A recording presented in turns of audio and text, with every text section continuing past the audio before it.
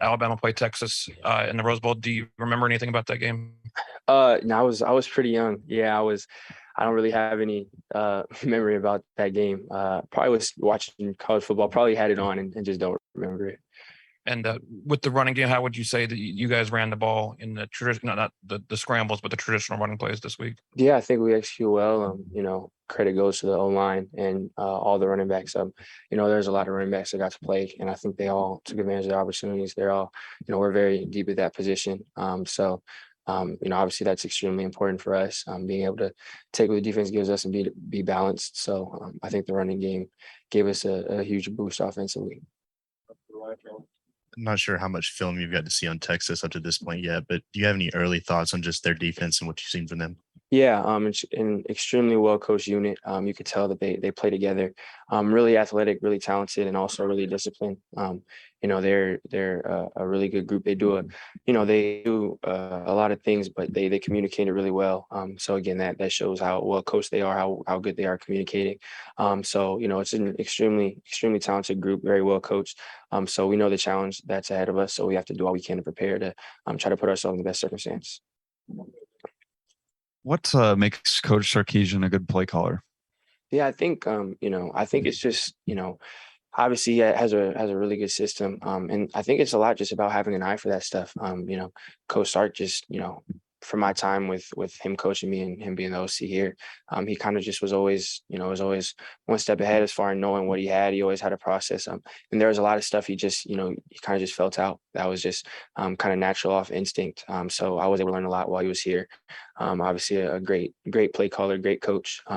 So again, we know it's going to present a challenge. So we have to do our best to, be prepared and put ourselves in the best circumstance. Going back to your basketball background, you got a nice little Euro step there against Utah State. How much do you idolize Steph Curry out there? Yeah, that's definitely my favorite basketball player. Is Steph. So that's definitely someone who I look up to. But that was just a celebration that I had with J-Mill, my guy. So it's something that we've been doing actually for a minute now. So it's kind of a tradition thing at this point. Hey, Bryce. So everybody gives Alabama their best shot. How excited are you guys to play a team like Texas on the road this early in the season? Yeah, this is a great opportunity for us. Again, a story program, a great team, and us being able to travel there. We know it's going to be a very hostile environment. Obviously, it's going to be hot, so there's going to be us going into circumstances like that. I think it's a great opportunity for us. Again, we know the challenge it presents. We have to be at our best. We have to do all we can throughout the week to prepare and put ourselves in the best circumstances. And I think whenever you get an opportunity like this for us, it's a great chance for us to to try to step up to the plate, to try to grow and show who we are as a team. A great game this weekend. Does that build confidence? You already won a big award and all that, but does that help to have a monster game week one like that going into a big game like Texas? For me, I think that I think it's not too much of carryover. I think that for me, it's about watching the film after, seeing the things that I didn't do as well, trying to improve on that, and then seeing the things that I did do well, and then how can I build on that? How can I make that consistent? So for me, it's more of a analytical, just analyzing how I played the last week, and then working throughout the week. But I don't think after, whether it's good or bad, any performance I have, we have the 24-hour rule. So, after those 24 hours, you just take what you can to learn from it, and then you kind of take the motions out of it.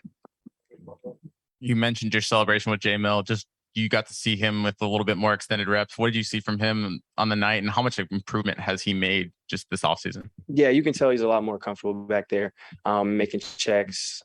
He's getting through his progressions, knowing where to go with the ball. Make good decisions. So just seeing how much, like you said, he's grown and progressed throughout from watching him all last year. And then obviously he's a lot more comfortable in the offense now, a lot more in command, a lot more in control. So, and then, not everyone gets to see, you just get to see the Saturdays, but throughout the week, he's working really hard. He's understanding things a lot better in the meeting room. You get to hear how he sees things, and he's processing things super quickly. So I'm super excited for him, and the development he's had throughout his tenure here. We got 3 more questions. Two quick questions. Number one, with the rushing performance that you did on Saturday, should we expect more design QB runs? That's a question for Coach Obi and Coach Saban. So whatever coaches call, I'm gonna run it and try to execute it. And the second question is, going into Texas, obviously going to be hot, playing in the middle of the day. How are you preparing yourself? How are your team is preparing to deal with those temperatures?